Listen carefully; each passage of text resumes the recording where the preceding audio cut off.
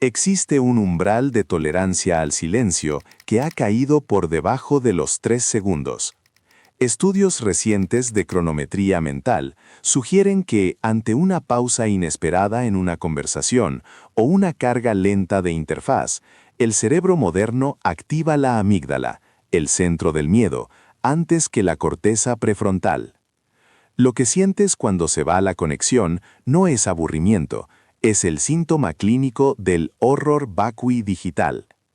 Las grandes corporaciones tecnológicas no solo conocen este miedo ancestral al vacío, han entrenado a sus algoritmos para que nunca tengas que enfrentarlo, creando un flujo perpetuo de estímulos que mantiene a tu cerebro en un estado de alerta artificial constante. Pero el precio de esta comodidad es biológico y se paga en tejido neuronal. Para entender la magnitud del robo, debemos hablar de la red neuronal por defecto. Durante décadas, la neurociencia consideraba que el cerebro estaba apagado cuando no realizaba una tarea específica. Se equivocaban. La DMN es el sistema que se enciende exclusivamente cuando dejas de procesar información externa. Es el turno de noche de tu mente.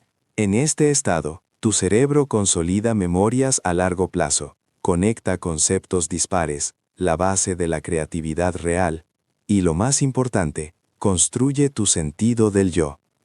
Sin la actividad de la DMN, no hay autobiografía, solo una secuencia de reacciones a estímulos externos.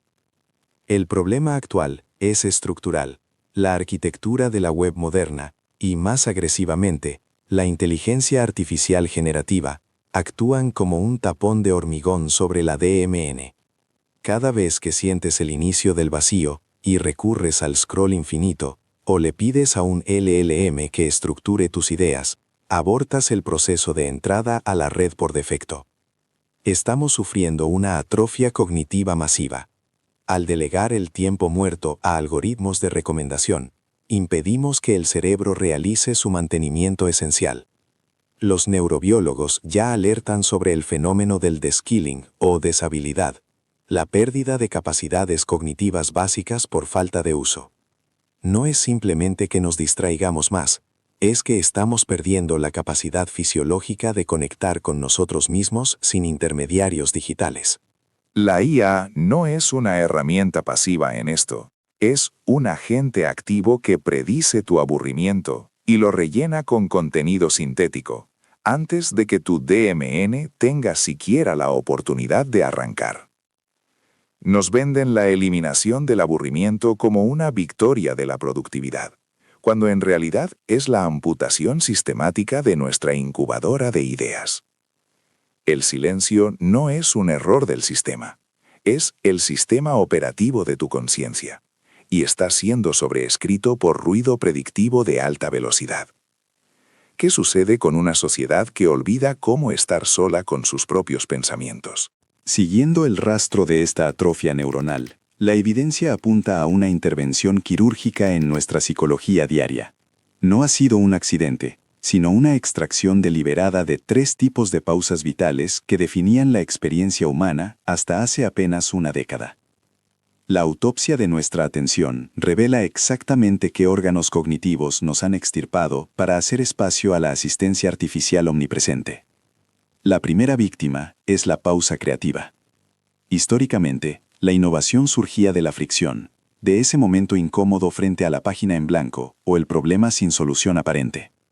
Ese malestar obligaba al cerebro a buscar rutas neuronales nuevas. Hoy, la IA generativa ha anestesiado ese dolor.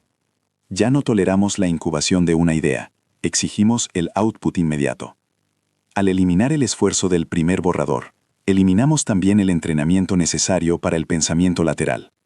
Estamos creando una generación de editores de contenido sintético, incapaces de generar la semilla original, porque nunca se les permitió aburrirse lo suficiente para concebirla. La segunda es la pausa cognitiva. Se trata del esfuerzo consciente de recuperar información, un proceso llamado recuerdo activo, que fortalece la sinapsis. La descarga cognitiva en herramientas externas no es nueva, pero la IA la ha llevado al extremo. Ya no externalizamos solo datos, sino el proceso de razonamiento. Cuando preguntas a un modelo de lenguaje antes de intentar formular la respuesta tú mismo, estás atrofiando tu memoria de trabajo. El cerebro, siguiendo la ley del mínimo esfuerzo, deja de asignar energía a estructuras que la tecnología ha vuelto redundantes. Nos volvemos dependientes no por elección, sino por debilidad biológica inducida. Finalmente, y quizás la más peligrosa, es la muerte de la pausa existencial. Esos micromomentos de soledad en el ascensor, en el semáforo o antes de dormir, donde la mente calibraba su brújula moral y emocional. Ahora, los algoritmos predictivos llenan esos huecos con una precisión aterradora, anticipando tu necesidad de distracción antes de que seas consciente de ella. El horror vacui nos lleva a consumir contenido para no consumirnos a nosotros mismos en la introspección. La única defensa ante esta colonización mental no es tirar el móvil al río, sino practicar el ayuno de IA. Se trata de reintroducir deliberadamente la fricción en tu vida, forzarte a escribir el esquema antes de consultar al bot, permitirte mirar una pared blanca durante 10 minutos, recuperar el derecho a no ser entretenido. En 2025, la verdadera inteligencia no se medirá por qué también usas la IA, sino por cuánto tiempo eres capaz de pensar sin ella.